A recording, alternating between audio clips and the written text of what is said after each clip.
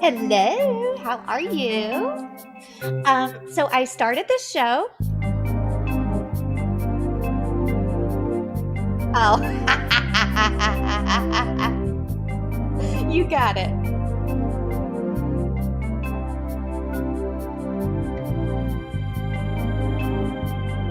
Yes. I'm sorry? Yes. You do it. You do it. Well, let's just click in first and see if you can get in there, and then we'll hang up. As soon as I see you pop up in here. Yep, there you are. You're in. So we'll hang up now. Okay. Okay. Bye.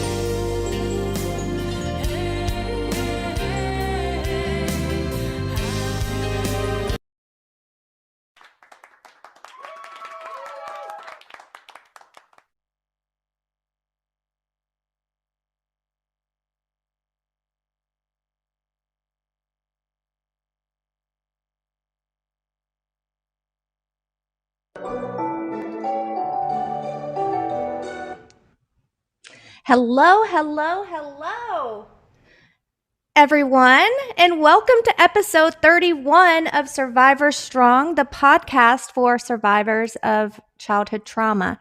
I'm your host, Yvonne Sandomir. I'm so happy to have you here today. So our guest today is Annie Margis, or Margis. I invited her to talk to us about incest today. Yes, incest, that taboo topic that makes so many people uncomfortable. Annie is an incest survivor, filmmaker, and she's author of The Ugliest Word, which is a novel she wrote based on her own experiences. So now I want to um, let's bring Annie to the stage. Annie, I'm inviting you to the video now, so you should just be able to accept that. And there you Too are. bright. There we are. Hello. Hi. How are you today? I'm just great. Couldn't be better. Thank you. Oh, I am Thanks for so having happy me. to have you here. I'm so happy to have you here. Most people, well, nobody knows actually that Annie and I actually met last year at a child help gala in California, and I had the pleasure of meeting her in person. And we shared the same table with the wonderful Susie Canny, of course, with Child Help.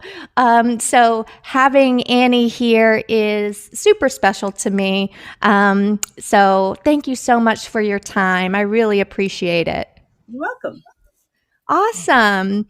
So, Annie, you're not only a survivor, but you're really a true warrior when it comes to talking about incest and really breaking down these barriers and destigmatizing, discussing this openly. So, to start, if you don't mind, can you please share with us your incest story? Who was your abuser? How old were you when it began?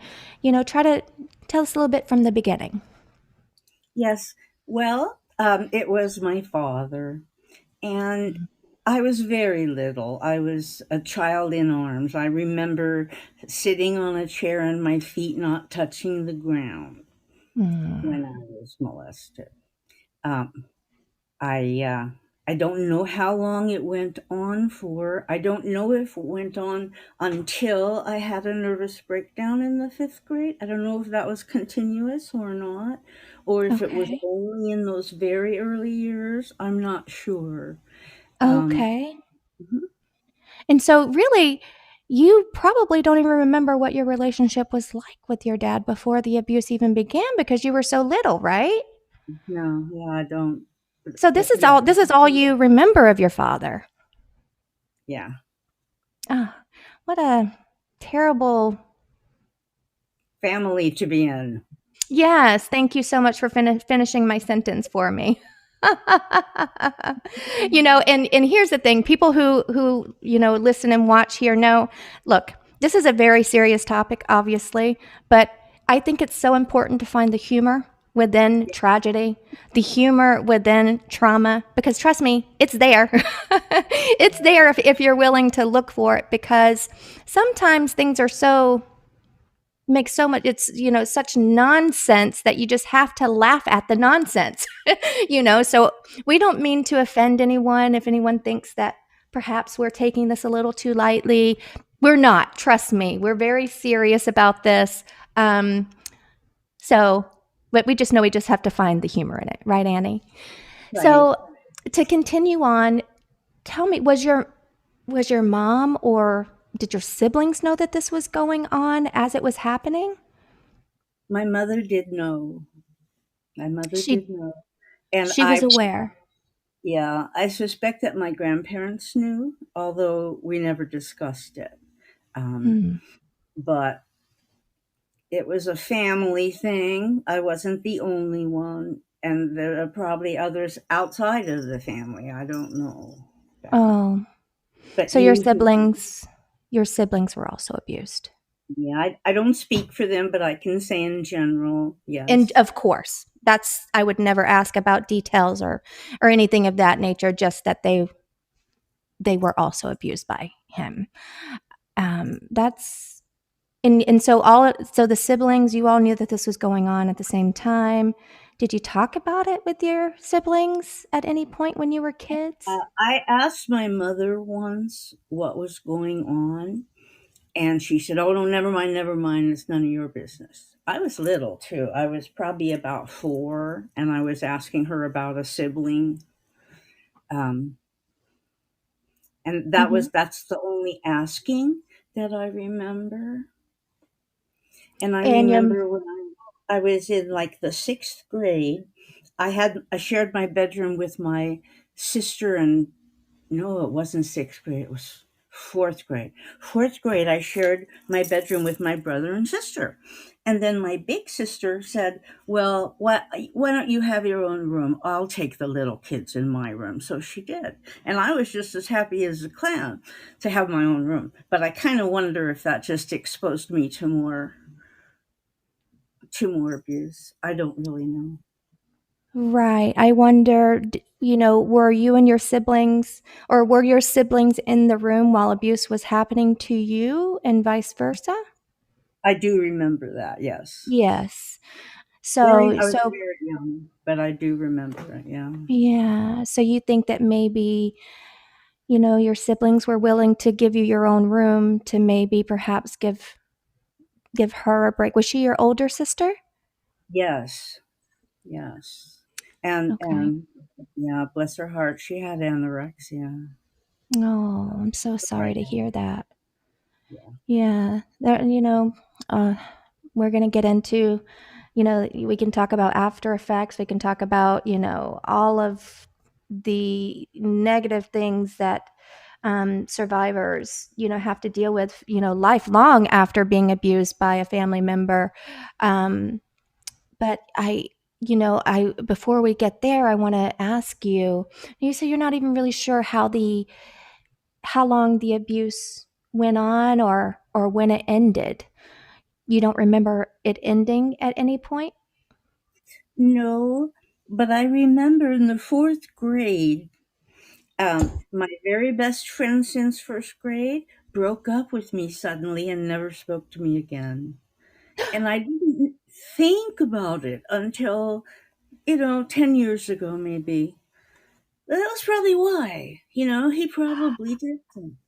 Oh, Because it was right. so sudden and so complete, and that really contributed to the breakdown, I think, not having a friend anymore.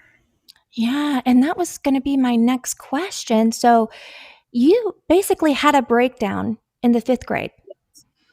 Do I you did. remember what triggered that? Or do you remember, you Do. know Oh, please I do. tell I me. have a story. I've always been a writer. Ever since I was little, I was writing stories. And so in the 5th grade, we had a poetry assignment, so I wrote a couple poems, one about my dog and one about my cat. And I took it into my teacher, and she said, "You plagiarized this." And of course, I didn't know what that was. And she sent me to the principal. And I was a student, good little girl, never did anything wrong. And I think that broke me going to, because it sort of goes black after that. So Oh, I think I just went inside.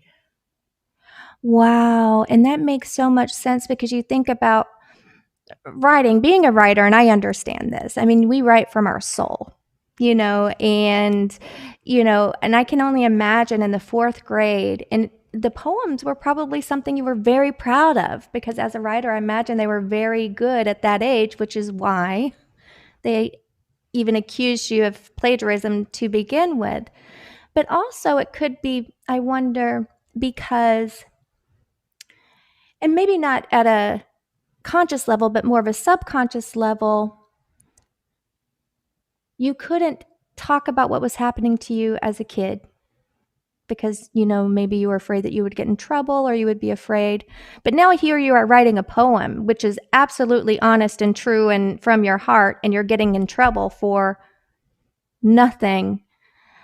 I wonder if there's a correlation there, of being punished for something that, you know, um, when you did nothing wrong. You see, I find connections in everything with trauma because I find that there are so many connections. Things are so interconnected. So, can you tie in those two situations? Does that fit for you? It does. It does. Excuse me. Now I forgot what I was saying, Yvonne. That Oh, that's happens okay. too. Me too. It's okay. I was saying, do you feel like the breakdown was partly because of what was going on as a kid, and then you tell your truth with your poem and you get in trouble for doing nothing, and it's like you're being silenced again. Can you see the connection between that incident in school and being abused? Yes, I can, and that fear to communicate, that just put it deeper. I was fearful to communicate at home already, Mm. and then I became fearful to communicate at school. At home, it was you could not say anything to my mother ever because she would scream at you. And one Mm. time I was in preschool and my thumb got slammed in a car door when she left me in the car to go visit her friend. And I sat there in that car silent while she was in the house. And there was no way I was going to go tell her that I was hurt. It was that Wow. kind of a family. I see. So not only did you have an abusive father, but you had an abusive mother. Yes, very much so. She was a hysteric. She screamed all the time at everyone. Wow. That's really difficult. Do you know if she was ever abused as a child? Was there incest within her family, do you know? She told me that the little girls were warned to stay awake from Grandpa Mike. Hmm. The only thing she said about that. So Um, grandpa, well, there's only one way to know about Grandpa Mike. yeah, yeah, yeah. So she And probably was sure. yeah. Sorry about And that. and I'm I not sure what's going on. It's my angel. oh. It's interesting because when you mention, when we talk about the breakdown, you said, not to me, but I found something very fascinating that after this breakdown, you lost all memory of Yes, what happened to you prior to this breakdown in the fifth grade. pretty much. S- Yeah. So, what was life like after that? What was your relationship with your dad after that? Did he ever try to abuse you again, or I mean, tell us about this breakdown and what happened. One thing that happened was I forgot scholastic memories. I Hmm. remember going back to, I guess it was sixth grade when I started back. And the day that school started, I was on the floor in the living room reading the encyclopedia because I had to know all of the state names. Apparently, I had missed that in fifth grade when I was out. Mhm. And so, Mhm. well, maybe I did, or maybe I forgot them. I don't know. But I remember having to relearn a lot. It was like I'd been in a car crash or something. Hmm. Um, but my relationship with my father, oddly enough, I felt sorry for him. I saw him as kind of dumb, Hmm. and he was a blue collar worker, not very smart, and I just felt sorry for him not remembering. And in the family with my mother, he seemed like the good guy. Wow. So after your breakdown in the fifth grade, you lost all memory of being abused by your father, being sexually abused by your father. And then after the breakdown, he became the hero in your eyes in the family because he was somehow less terrible than your mom. I wouldn't say hero. I wouldn't say there was any hero because Okay. he was a very weak person, and my Hmm. mom would just rail against him all the time, and so he was very beaten down. He wasn't heroic. So, Okay, I see what you mean. Yeah. yeah. Yeah. I wonder though if your dad, I'm going to kind of go back to what we were talking about, these intergenerational cycles, right? I wonder if your dad was abused. Are you aware of any abuse with your dad or within his family? My mother told me that one of my dad's brothers abused one of my sisters. So Okay.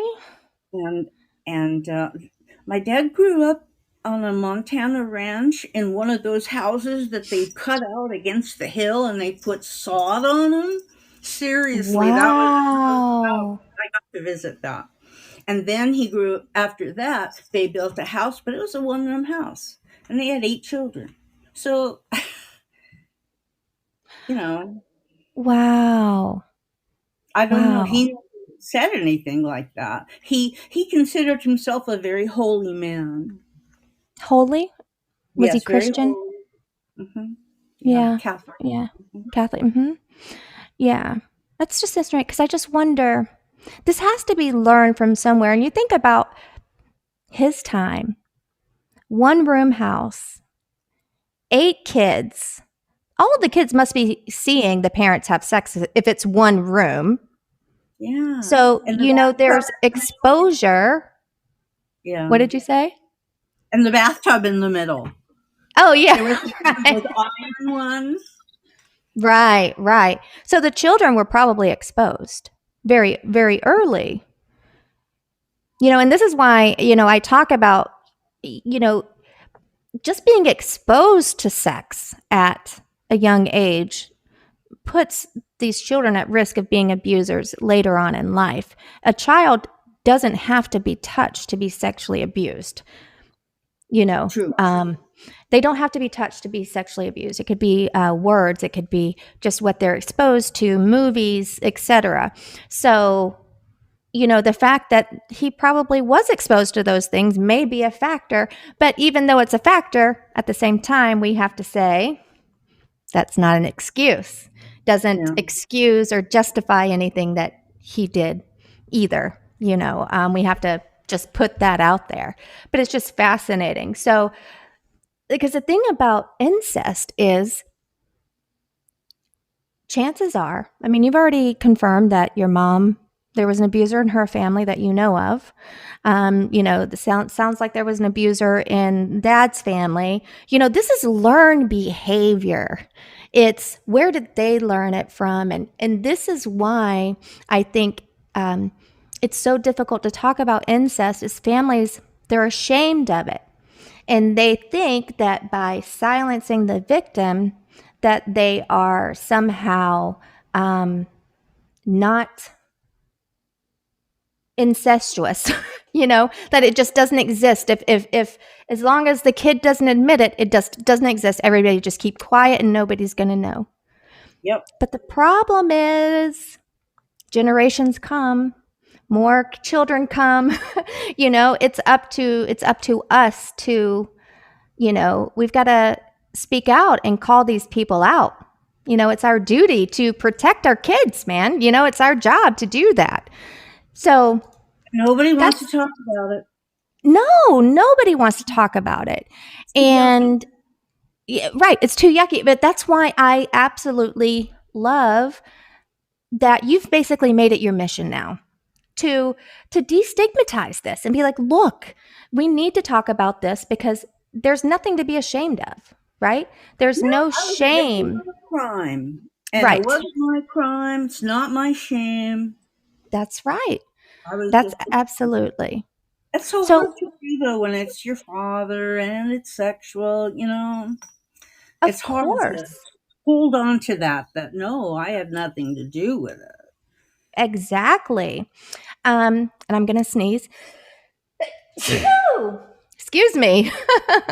um, so, getting back to the breakdown and all of that, when did you actually start having memories resurface? How long after this breakdown? In my late 30s, when one of my siblings started talking about it, and it all came back. Wow. Like all there. I never had like a little bit of dribble here, a little bit of there. It was like a curtain lifted. It was like, And it all just like rushed in. yeah. Wow. And how did you react at that time Oh, I when completely stuffed it down. I couldn't deal with it. I couldn't deal with that. I couldn't talk to my sister. I remember even the social worker called and I denied everything. I said, no, no, no. really? Now, but I couldn't do it. I couldn't say, yeah, I just couldn't. Didn't have the courage to do it. Yeah. I really understand that though. I mean, this is your dad. It's one of the, the parents, you want to do anything to maintain relationships with mothers and fathers, regardless of how they treat us a lot of times, because that is just the most important person in our lives when you think about it, so it makes sense. It's normal. It's normal to want to protect them. And because really, if you're protecting them, it's also a way for you to keep yourself in denial. Right, deny that it ever Yeah, happened. it didn't Just happen. saying. Right. And we want to do that, but to heal, we have to acknowledge the truth. We have to say what has happened. And so when these memories started coming back to you, did you go into therapy right away? I mean, how did you? No, I didn't do anything at all Nothing. until I had to stop working because I became ill with the incest disease. I call it the incest disease, fibromyalgia, because so many Oh, people with this experience suffer that. I yes, think it must have something to do with our brains being messed up.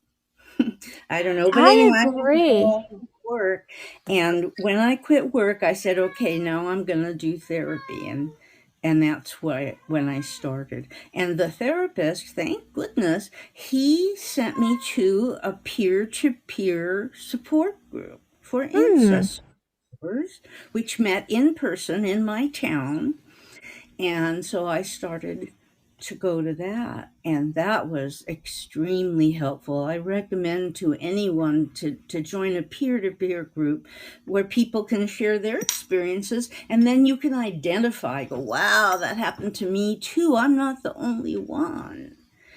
And Yeah. and another thing that happened in the meetings was I became so angry with other people's abusers that I began to be angry at my own abuser. Hmm. I felt so bad and so sorry for my friends in the group. I started to feel sorry for myself and think, I should have some compassion for me as I would for another person. So I Hmm. learned a lot from those groups. I'm not in them now, but I was in them for many years, like 15 years probably. Oh, wow. Wow. And where do you say that you are in your healing journey today? Where are you now, Annie? I like to say I'm healed, but I'm not. I Yeah. still have my moments, but I'd like to say that I don't have moments every day. Right. I don't I don't have those awful body memories where you feel really sick when a memory comes to your subconscious. Yes. And yeah, I don't Yeah. have that anymore. I have a full day, I have a full life, and I'm very happy. Oh, that's I want you amazing. to know this. I could never have done this before my healing. Oh, I right. was hiding in the bathtub, Mm. and not answering the door and not answering the phone. I went for a long time as just hiding, and then when I did get out and have a job, I would go straight home and hide again. So Mm. I was functional but messed up. Right. And, going back to what we were talking about, the fibromyalgia, trauma stays in our bodies.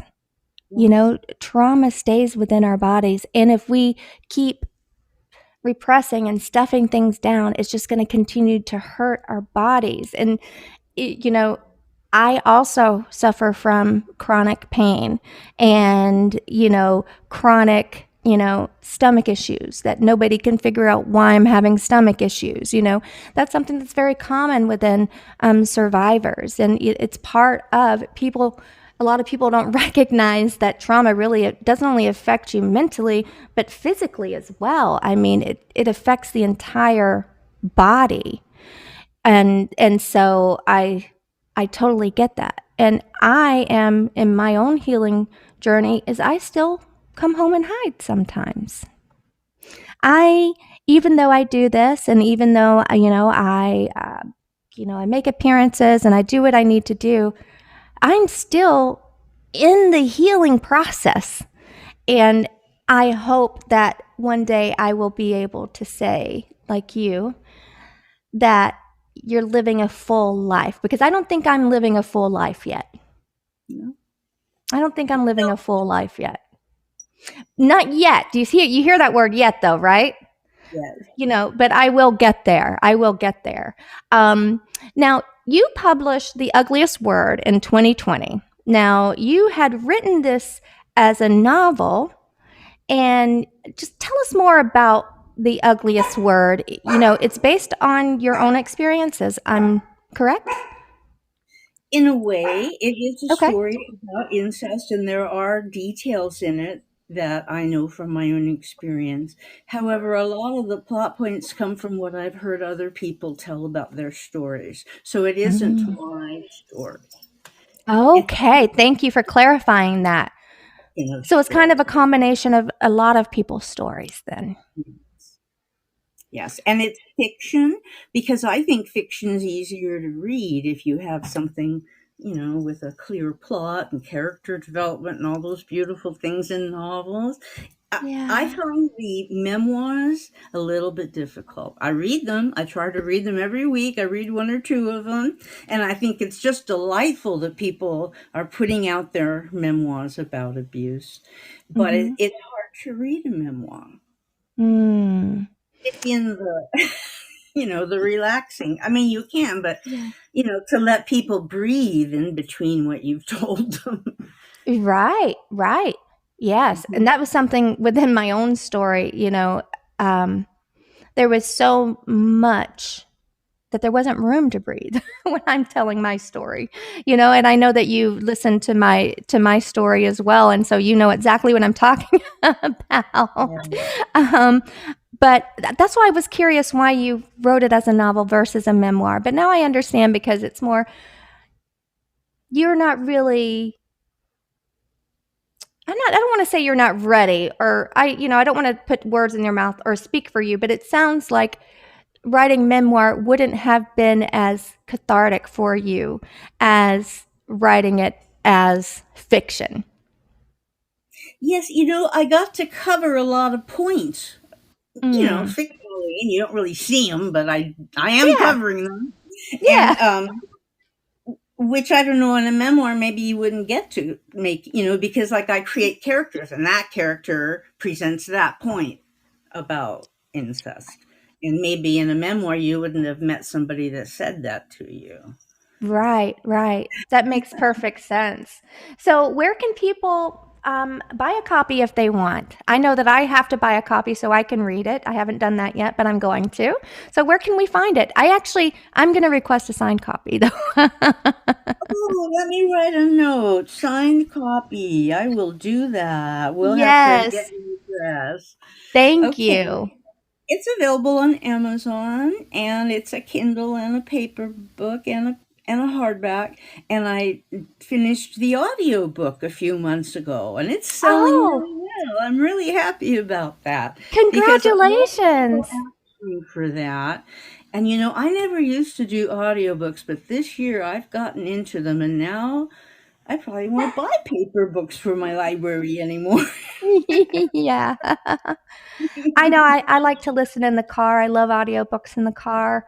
Um, Really, that's the only way that it's difficult for me to sit down and with a book and read because I have so much going on. It's easy for me to say, "Oh, I'll get to that later," and then I never pick it back up again. So I like the audio. So now that I know that it's audiobook, I still want a hard copy Okay. signed, All but I'm right. also going to purchase the audiobook so I can listen to it that way. And I performed it myself. I read the Oh, story. I think most survivors do read their own stories, yeah. but I I'm really so glad that you did that, though. I'm so glad that you did that, the audiobook, and that you did it yourself because I've had people tell me that they didn't want to. Hold on a second. right. I have to bring my dog up here. We have some thunder, Oh, and please. he's very. Come here. Come here. You're okay. Hello. This is Furby. Say hi, What Furby. kind of breed is that? He's a Pomeranian. A But he Pomeranian. he's my fluffy boy, but he's shaking. He doesn't like this thunder. So Oh, anyways, so we can find it on Amazon. And is it Audible that it can be? People can purchase the yeah. audiobook Audible. Yes. Awesome. Now, as if that's not enough, you also, I mean, you do so much. You also host your own radio show 5 days a Not week. my own. It's not my own. It It's belongs. not your own. It's not my Okay. own. I'm just one of the hosts. Okay. No, no, no. Okay.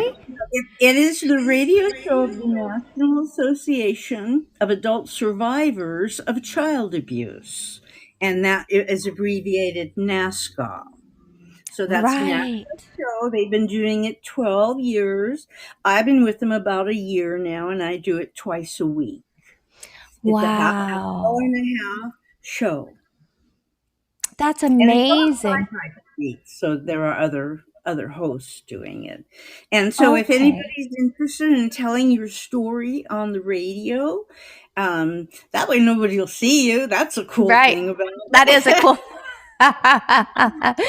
That is definitely a cool thing. Yes. Well, I'll tell you to go to the NASCA website, which is naasca.org. And on Mhm. there, it tells you just click the little microphone and it takes you to the radio. And you can listen online or you can call in and be a part of the panel and talk with us and ask questions and stuff. And I'll give that phone number if it's okay. Yes, please do. That number is 646 595 2118. Okay. And that's the radio Sorry about that. You want to repeat that one more time without the peanut gallery over here? show. Sure. Five, oh, sorry. 646 595 2118. 21118. Okay, got it. Thank you for that. And so, what advice do you have for people who are reluctant to tell their truth? What would you say to them that can It's maybe, really hard at first, and I would recommend find a peer-to-peer group where you can tell it to people who've been there. You yeah, know, you don't have to start with telling even family and friends. Just start talking to people who have been there, and then little by little, you'll see, hey, it wasn't my crime. I didn't do anything. And then right, it becomes easier to share with people who aren't survivors. I'd say it took right, me 4 or 5 years probably before I could speak with non-survivors about it. really, wow. And now I can speak to anybody. Right, and that's the beautiful In thing about it, the right? That's where background. we that's where we all want to get to, is where we can speak about it because we know that there's nothing for us to be ashamed about. We're just talking about something that happened to us. We didn't ask for it. But something else. All right. This fascinated me as well. You briefly ran a website um, called deadpedophiles.com. Listen to this, guys. This is amazing, which was a site that you had up for survivors who, if they wanted, they could visit the graves of their dead pedophile, the person who abused them. And right, did you hear that applause? They've got people that like this. um, but you go to their grave with a sign and you put on their grave, dead pedophile, take a picture, and you would post it on your website. Now, I was surprised to hear, though, that you had a lot of the reluctance came more from other survivors. Yeah, yeah. What do you think that was about? I think they thought I was recommending that pedophiles die. I think that's what they Oh, see it I from see. that wasn't it at all. It was just a way to get through that when they have died already and you can't get revenge or anything. No, It was a way to get revenge in kind of a secret way. I mean, and not only that, but it's also to reveal the truth about a person who was able to live their entire life without the truth being known. Yeah. And sadly, the only safe way that survivors can call out people that have abused them, sadly, is after they die. because of the liability issues. Survivors, they could, what if they, sue me? What if, but if they've passed away, we have the right, all the right that we want to talk about those people as much as we want, and nobody can do anything about it. And so it does empower survivors. It empowers survivors to be able to go to that gravesite and say, hey, guess what? This is a dead pedophile here. I got to Yep. tell You you, leave your book there. If you've written a book about it, put it on the gravesite. I Hey, I have to think tell I'll you, do that. uh, you know, I have to tell you this. If you've considered relaunching that site, I would be happy. I know where a couple of the grave sites are, and I would be happy to do that, to take a picture and send it to you, because you had mentioned that no one sent you a picture. You never No, received a picture from any survivors. no. And I sent my site out to people who ran back in the day. We had chat where you would type the words. You're too young. Mm. Anyway, I sent it to some of those people, and they said, "Oh no, I can't have anything to do with this. This is too." They didn't say too what, but I think it was the idea that I was encouraging. You know, But it wasn't, but you weren't encouraging people to kill their pedophiles. You were saying, hey, if your pedophile is already dead, go put a sign on it. And we have a listener who says that is the best thing I've ever heard of. Just so maybe you they know. website back up and Maybe start you should try it again. With now that people will understand that you're not encouraging people to kill pedophiles, that it's just, no, if your pedophile happens to already be dead, you can go and do this, and it's a way to kind of take some power back and empower yourself. I love it. I'm gonna do it. I'm gonna do it, just so you know. It's fun. What's that? That was a long time ago that I did that, back in I earlier know. days. Well, I think it's time that you bring it back. I think we need to re-energize that site, because I think we have some people here now that would be happy to to participate. So I want to shift gears just a little bit, and I want to talk about the issue of incest itself for a second. You know, just to educate, because one thing I like to do on my episodes is educate people. So, how prevalent is incest in our country? Well, they say 1 out of 4 women, girls, are abused before they hit 18, sexually abused, Mm-hmm. assaulted. I like to say assaulted, not abused. Yeah. And 1 out of 5 boys. And 90% of the victims know their abusers. Right. And a large Right. percent of the abusers are fathers and stepfathers.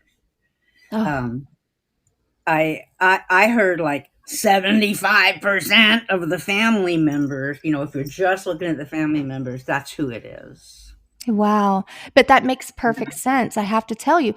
And because it's true, 90% of people know their abusers, because and this is something that I've been trying to put out there for everybody to understand, is that yes, we still want to educate our kids about stranger danger, but the people who are most likely to harm your children are the people that the parents know, love, and trust. And Yeah, so it makes perfect sense to me that the number would be that high, that's right. and how do we continue to break the stigma about incest? How do we do this? How do we keep the fight going? Those big signs on the freeway will say, "Stop it now," or something. There is an organization called Stop It Now for child abuse. But yeah, I think banners on Facebook, that kind of thing, just get the word out there that children are being raped every day, Mhm. and we need to stop it. And I think if people think about it, think, really, that's really going on. Maybe that's why that kid, Right, and they might be able to help a kid. right, Or the person doing it might suddenly think, "Oh my, they're on to me. I'll stop." right, That's one right, of my hopes. They'll just stop. right. Right. They'll say, wait a second, this isn't so secretive anymore. Right. We Right. can't keep this to ourselves anymore. And And why is it? Go what ahead. else I like to see on the big signs on the freeway is the phone number. Child Help created it. That's another organization, and the phone number is 1-800 4 child, and any kid can call that and say I need help, and Mm, somebody will help them. So I think that should be all over the freeways and in every school bathroom and all kinds of places like that. And I the whole love the whole idea that. that, yeah, these kids are out there, they're being hurt. We need to stop it. And we need to Right. give them a voice with that phone number. It already Right. exists. We don't even have to invent it. You're absolutely right. Like a campaign of billboards. Yeah, Um, we're going to have to talk and see because we will, because we could because do that. absolutely. We could absolutely do that. And this is what it's about. It's about making changes, not just saying what can we do, what could we do, but what are we going to do? You know. Yes. And I'm a what am I going to do kind of person, and I am on board with this billboard idea. Just tell you that right now. And the um website. and the yes, and the website and Put the deadpedophiles.com. billboard and say, brought to you by Dead Pedophile Stuff. Yes, yes, yes, yes, yes. That's it. That's it. No. That's it. See, we're See? laughing at Yvonne. Everybody loves it. Listen to the laughs. They like it. Good. You have to laugh. It's good for your health. It really is. And let's be honest, there's a reason why we need to destigmatize openly discussing this. Why is it so important? Please educate everyone. Why is it so important to destigmatize it? So that kids who are experiencing it now feel no shame for being the victims, for one thing, and feel Mhm. like they're free to tell the story. If they know that these stories are out there and that their story is one of them, then they can speak more openly. I believe. I know that when I first met somebody who told me he was a victim too, that's when I wrote my first poem about it and gave it to him. That opened up my creative juices to Hmm. expressing it. Yeah. And you see, talking about it, you never know it can help someone else talk about it. You know, if one person hears someone have the courage to talk about it, maybe it will give them the courage to talk about it at the same time. It's about, I say this every show, we're all in this together. And we are. Survivors, we're in this together. And, the ramifications, for the survivors who are forced to stay silent. I mean, the list is too long to even get into, but it's so harmful in so many ways to for survivors to have to keep their abuse to themselves. And is there a national hotline for incest survivors that they can call and say when they're ready and say this happened to me? I've got to, you know, I've what is that national hotline? You mentioned the child helpline. Yeah. As far as I know, there's not one specific to incest. I would think a Oh, rape hotline would be appropriate, and I have called them. yeah. However, there's a phone meeting place where Oh. you can call and join a peer to peer meeting. But I'm not allowed to say the name because it's an anonymous program, so you'll have to. You'll Oh, have to. okay. Okay, I see. Fair So you enough. can get on the phone, and then it's your turn, and you get 5 minutes to tell your story, and then Oh, everybody else gets 5 minutes too. It's very helpful. okay. I love that. I really do. Annie, I have really enjoyed having you here. It's like been so nice to kind of reconnect with you since last year, talk to you. Um, I do intend to be in California every year for their galas and things like that. So next year I will definitely reach out to you so we can connect when I'm when I'm back in You're here, absolutely. yeah, when I'm back in town, because I've got to tell you, you're truly an inspiration. You're an inspiration to me, I can tell you, and just a beautiful, beautiful example of courage.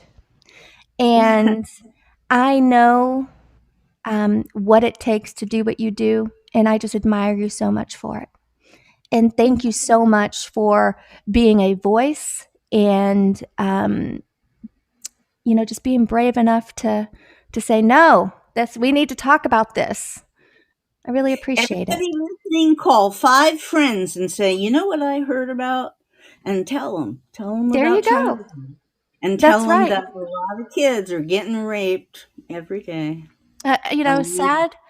It's sad but true. And before I let you go, do you have any advice for other incest survivors or any final thoughts that you want to share? Final thoughts. I just think that the peer to peer support group was very helpful to me, and also writing. I found writing really helpful because mine was a collection of stories. I got this story and that story and this story, and I just learned so much from all of them. Right, And right. once my story was out there with my first and last name on it, and there was like no more hiding. There's no more hiding. I can't be ashamed. Mm-hmm. So no more shame. I love it. Thank you so much, Annie. I really appreciate you being here with us. So thank you. I'm going to. You can stay right here on the camera, but before I go, I just want to say, incest isn't fun for anyone to talk about, but it's necessary, guys. And it's time that we all say, we're talking about what happened to us because we have nothing to be ashamed of. We have Because nothing to be ashamed of. Oh, look, we have. Furby doesn't know what to think about that. We have nothing to be ashamed of. I can no, sit here and say, I was sexually abused, assaulted by 2 uncles and my grandpa. I can say I'm an incest survivor without a single ounce of shame or embarrassment because I know the shame belongs to my abusers and not me. And so please allow this conversation to be your reminder that it's okay to talk about incest. I'm saying the word incest the because ugliest it's word. the ugliest word, incest, because it's up to us to break these intergenerational cycles. And the only way to do that is to call out these abusers within the family. We have to say, hey, so and so is a creep. Stay away from so and so. It doesn't matter if they're an uncle. It doesn't matter if they're a brother in law. It doesn't matter if they're your brother, grandpa, it doesn't matter. Our job is to protect our kids because you never know. Doing so could really save the children in your family for generations to come. And Generation. and that's what it's about, breaking the cycles and ending this for future children within your family. So they don't have to experience the same things that we did. It's our job and it's our duty to do that and protect our kids. Yeah. And so, right, Annie? That's Yep. right.